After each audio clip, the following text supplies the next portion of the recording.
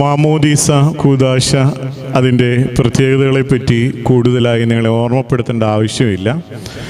ദൈവസന്നിധിയിൽ മാമോദീസ മുങ്ങി മൂറോൻ അഭിഷേകം പ്രാപിച്ച് കർത്താവിൻ്റെ തിരുശരീര രക്തങ്ങൾ അനുഭവിക്കുവാൻ തക്കവണ്ണം ഈ കുഞ്ഞ് ഇന്ന് യോഗ്യത നേടുകയാണ്.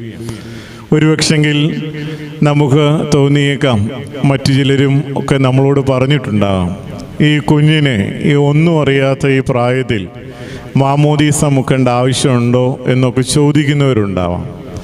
ഈ കുഞ്ഞിന് ഒന്നും അറിയില്ല എന്ന് പറയുന്നത് നമ്മുടെ അറിവുകേടാണെന്ന് പറയേണ്ടി വരും. കർത്താവിൻ്റെ അമ്മ തൻ്റെ യാർച്ചക്കാരിയായ എലിശബത്തിനെ കാണുവാനായിട്ട് ചെന്നപ്പോൾ അവരിരുവരും വന്ദിക്കുന്ന അനുഭവത്തിൽ തന്നെ എലിശബയുടെ ഉള്ളിൽ യോഹന്നാൻ ശിശുവായിരുന്നപ്പോൾ തുള്ളിച്ചാടിയതായി നമ്മൾ വായിക്കുന്നുണ്ട്.